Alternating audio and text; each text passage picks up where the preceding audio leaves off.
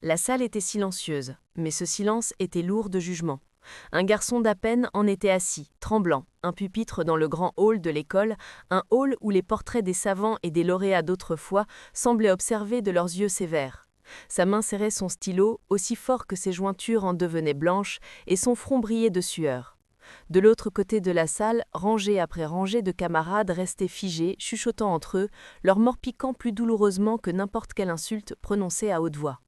Devant eux, les lèvres retroussées en un sourire narquois, se tenait l'enseignante, respectée par certains, crainte par la plupart. Sa voix résonnait dans le hall comme un écho cruel. « Si tu réussis cette épreuve, je déchire mon diplôme en deux. » Un souffle de stupeur parcourut les élèves, leurs yeux s'écarquillèrent, mais la femme ne fit qu'éclater de rire plus fort, convaincue de sa propre supériorité. Ce que personne ne savait, c'est que ce test, ce moment cruel, allait révéler une vérité plus grande que n'importe quel diplôme accroché au mur. Un appel au lecteur. Avant de plonger dans cette histoire bouleversante, si vous croyez en la bienveillance, en la seconde chance et en la capacité des êtres humains à se relever contre toute attente, prenez un instant pour aimer, partager et vous abonner. Et n'oubliez pas de laisser un commentaire. Nous aimons lire vos pensées. Votre soutien nous aide à diffuser des récits qui comptent, des récits qui touchent le cœur et rappellent au monde l'importance de la compassion. Le garçon et son fardeau. Le garçon s'appelait Daniel, et pour beaucoup, il n'était qu'un élève en difficulté de plus, relégué au fond de la classe. Ses chemises étaient toujours un peu usées, ses chaussures éraflées, son cartable rapiécé, avec de vieux morceaux de tissu. La vie n'avait pas été tendre avec lui. Son père était parti quand il n'était encore qu'un enfant, et sa mère, couturière infatigable, rentrait chaque soir tard, les mains calleuses et les yeux fatigués. Les notes de Daniel n'étaient jamais brillantes et peu de professeurs prenaient patience avec lui. Il était timide, souvent mal compris et portait des fardeaux qu'aucun enfant n'aurait dû porter. Pourtant, au fond de lui brûlait un feu que personne ne pouvait voir, un génie silencieux, caché sous des couches de doute et de moquerie. L'enseignante, Madame Keller, une Allemande austère à la réputation implacable, avait fait de Daniel sa cible favorite. Peut-être parce que sa présence lui rappelait une faiblesse qu'elle refusait d'admettre, ou peut-être parce qu'elle n'avait jamais pris le temps de regarder au-delà des apparences. À ses yeux, Daniel représentait l'échec, dans un monde où seuls les résultats semblaient compter. Jour après jour, elle lançait des remarques sarcastiques à son encontre. Jour après jour, Daniel baissait les yeux, avalant sa brûlure comme un remède amer. Mais ce jour-là, quelque chose était différent. Ce test n'était pas seulement une histoire d'équations et de mots. Pour Daniel, c'était une question de dignité. C'était un affrontement contre un monde qui répétait qu'il n'était pas à la hauteur. Le soleil entrait par les hautes fenêtres du hall, projetant des rayons dorés sur le plancher. Daniel s'est mis à écrire, d'abord lentement, hésitant, comme s'il ne se faisait pas confiance. Puis un déclic se produisit. Le stylo glissa sur la feuille, son esprit s'ouvrit comme un barrage qui cède. Chaque question qui semblait insoluble pour d'autres dévoilait soudain ses réponses. Son cœur battait non plus de peur, mais au rythme de sa détermination. Autour de lui, ses camarades chuchotaient et ricanaient, attendant sa chute, mais leurs yeux virent s'évanouir, étouffés par le grondement de sa concentration. Madame Keller, adossée à son bureau, les bras croisés, continuait de sourire. Elle en avait vu tant s'effondrer qu'elle croyait Daniel destiné au même sort. Mais en observant ses yeux saffés et sa plume danser sur la page, son rire se figea. Quelque chose dans son intensité la troubla.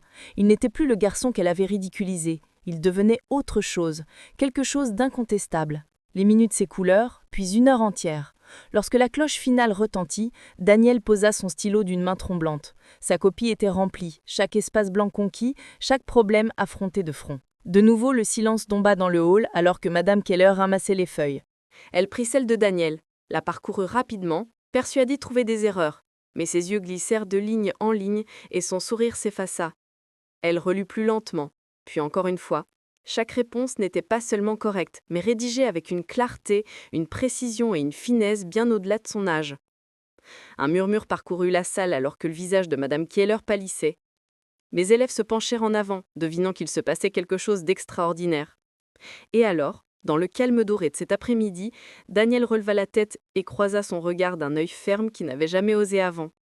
Il n'avait pas besoin de parler. Son travail criait déjà plus fort que n'importe quelle voix. La promesse qu'elle avait faite, moqueuse et cruelle, pendait maintenant dans l'air comme un nœud coulant serrant sa fierté.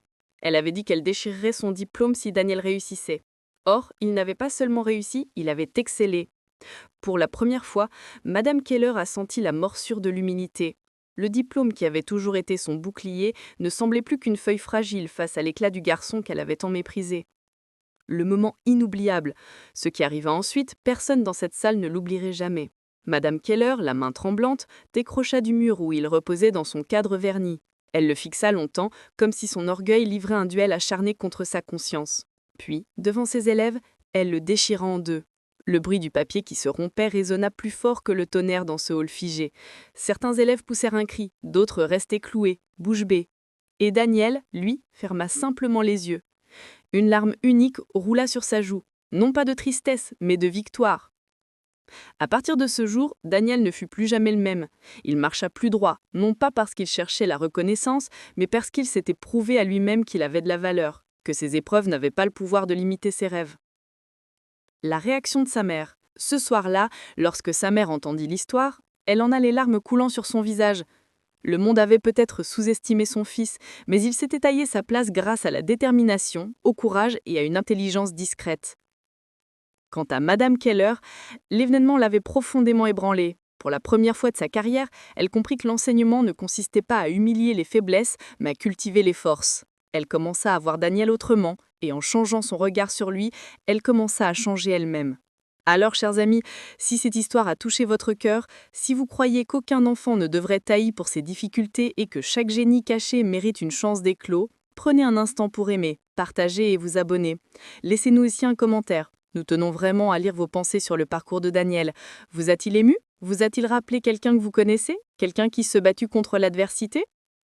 Une demande spéciale. Avant de partir, écrivez en commentaire les mots « n'abandonne jamais ». Ainsi, nous rappellerons ensemble au monde que la bienveillance et la persévérance finissent toujours par triompher. Et c'est ainsi que, dans la chaleur de cet après-midi doré, dans un hall d'école où les murmures se transformèrent en respect, un garçon prouva que le génie n'est pas toujours brouillant. Il se canouille dans la détermination silencieuse de ceux qui refusent de se rendre.